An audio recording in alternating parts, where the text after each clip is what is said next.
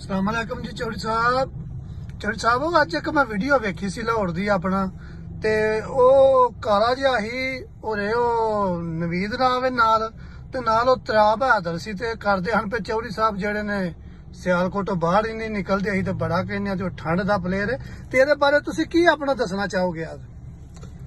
ਹਾਂਜੀ, ਸਰਕਾਰ ਇੱਕ ਤੇ ਦਿਨਾਂ ਜਿਹੜਾ ਵੀਡੀਓ ਭਰਾਉਂਦਾ ਪਿਆ ਵੇ ਉਹਦੇ ਤੋਂ ਵੀ ਬਾਰੇ ਜਾਈਏ, ਤੇ ਜਿਹੜਾ ਨਵੀਦ ਹੈ ਉਹਦੇ ਤੋਂ ਵੀ ਬਾਰੇ ਜਾਈਏ। ਪਿਛਲੇ ਸਾਲ ਇਹਨਾਂ ਮੇਰੇ ਨਾਲ ਲਾਈ ਸੀ ਬਾਦੀ, ਇਹ ਜਿਹੜਾ ਬੜਾ ਟਰੈਕਟਰ ਗੱਲਾਂ ਕਰਦਾ ਪਿਆ ਨਾ, ਇਹਨੇ ਲਾਈ ਬਾਦੀ ਦੇ ਆਂਦਾ ਜੀ ਅੱਜ ਤੇ ਜਿਹੜੀ ਪਿਪਲਾ ਦਾ ਕਾਨੂੰਨ ਹੈ ਉਹਦੇ ਮੁਤਾਬਕ ਕਿੱਦਾਂ ਨਹੀਂ ਹੈਗੀ। ਏਡਾ ਦਲੇਰ ਸੀ ਤੇ ਜਿੱਥੇ ਲਾਹੌਰੀ ਕਾਨੂੰਨ ਦੇ ਮੁਤਾਬਕ ਕਿਉਂ ਨਹੀਂ ਡਾਂਦਾ ਪਿਆ ਇਹ ਪਿਪਲਾ ਨਾਲ ਰਿਸ਼ਤੇਦਾਰੀ ਕਰ ਲਈ ਇਹਨੇ। ਇਹਨਾਂ ਕਾਨੂੰਨ ਜਿਹੜਾ ਲਾਹੌਰ ਅਸਲ ਤੋਂ ਇਹੋ ਹੀ ਚੱਲਦਾ ਹੁੰਦਾ ਵਾ, ਜਿੱਥੇ ਬਾਦੀ ਐਂਡ ਦੀ ਮੁੱਕਦੀ ਤੇ ਐਵਰੇਜ ਮੁੱਕਦੀ। ਸਿਆਲਕੋਟ ਵੀ ਇਸ ਤਰ੍ਹਾਂ ਹੀ ਹੈ, ਪੰਜਾਬ ਦਾ ਕਾਨੂੰਨ ਸਾਰਾ ਇਸ ਤਰ੍ਹਾਂ ਚੱਲਦਾ ਪਿਆ। ਉਸ ਕਾਨੂੰਨ ਦੇ ਤਾਂ ਕਿ ਬਾਦੀ ਲਾਈ ਤਰਲੇ ਕਰਕੇ ਖੁਦਾ ਵਾਸਤੇ ਸਾਡੇ ਨਾਲ ਕਿ ਲਾ ਲਓ, ਥੋੜੀ ਲਾ ਲਓ, ਇਹ ਛੱਡੋ ਅਸੀਂ ਨਹੀਂ ਲਾ ਸਕਦੇ, ਅਸੀਂ ਪਾੜੇ ਆ ਜਿੱਥੇ ਫਲਾਣ ਤੇ ਟਮਕਾਣ ਮਾਫੀਆ ਮੰਗ ਬਾਦੀ ਲਾਈ।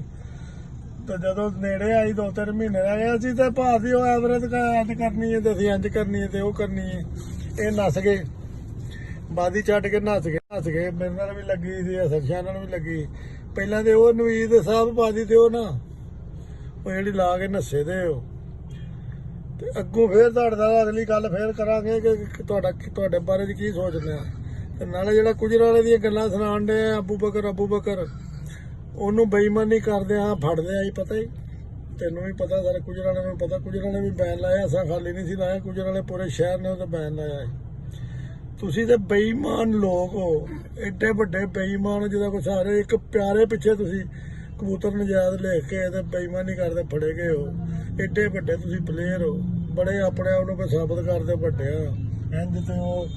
ਇੰਜ ਤੇ ਉਹ ਫਲਾਨ ਦਾ ਢੀਂਗ ਤੇ ਬੇਈਮਾਨੀ ਕਰਦਾ। ਤੁਹਾਨੂੰ ਪਤਾ ਅਸੀਂ ਆਪਣੇ ਕੱਪ ਦੇ ਵਿੱਚ ਅਬੂ ਬਕਰ ਨੂੰ ਤਾਂ ਯਾਦ ਬੈਨ ਕੀਤਾ ਹੈ, ਪਤਾ ਤੈਨੂੰ।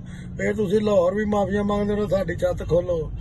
ਹਾਲੇ ਤੱਕ ਉਸ ਪਿਆਰੇ ਦੇ ਪੈਸੇ ਤੁਸੀਂ ਨਹੀਂ ਵਾਪਸ ਕੀਤੇ, ਜਿਹੜੀ ਉਹ ਬੇਈਮਾਨੀ ਕੀਤੀ ਸੀ, ਉਹ ਵੀ ਪੈਸੇ ਵਾਪਸ ਕਰੋ। ਤੇ ਬੇਈਮਾਨੀਆਂ ਛੱਡੋ ਤੇ ਸਿੱਧੇ ਸ਼ੋ ਕਰਨ ਵਾਲਾ ਕੰਮ ਕਰਿਆ ਕਰੋ। ਬੇਈਮਾਨੀਆਂ ਬਾਹਰੋਂ ਛੱਡ ਕੇ ਜਿੱਤਣਾ, ਇਹ ਉਹ ਕਰਨਾ ਜਿਹੜਾ ਨਾ, ਇਹ ਤੁਹਾਡਾ ਸ਼ੇਵਾ ਹੈਗਾ ਪੁਰਾਣਾ, ਸਮਝ ਗਏ ਹੋ।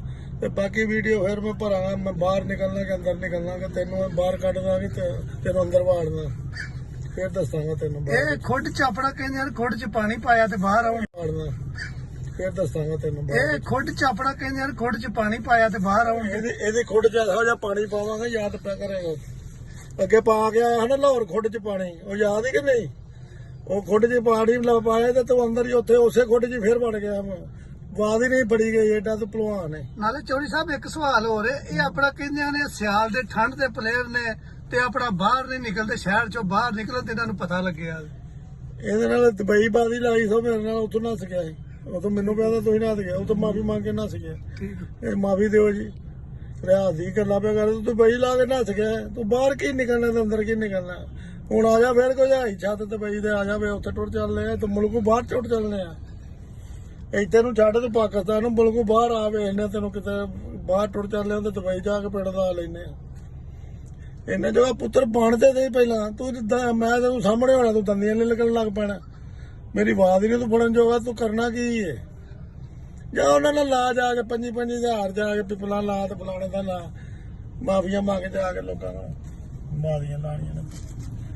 ਮੈਂ ਪੂਰੇ ਪੰਜਾਬ 'ਚ ਨਹੀਂ ਵੇਖਿਆ ਅਜੇ ਤੱਕ ਏਡਾ ਭਲਵਾਨ ਜਿਹੜਾ ਮੇਰੀ ਆਵਾਜ਼ ਪੜੇ। ਮੇਰੇ ਨਾਲ ਅਜੇ ਤੱਕ ਬਹਿ ਕੇ ਕਿਸੇ ਨੇ ਆਵਾਜ਼ ਨਹੀਂ ਪੜੀ, ਨਾ ਮੈਂ ਭਲਵਾਨ ਕੋ ਵੇਖਿਆ ਪੂਰੇ ਪਾਕਿਸਤਾਨ ਦੇ ਵਿੱਚ ਕਿ ਕੋਈ ਆ ਕੇ ਮੇਰੀ ਹਾਂ ਨਾਲ ਨਾਮ ਲਾਏ।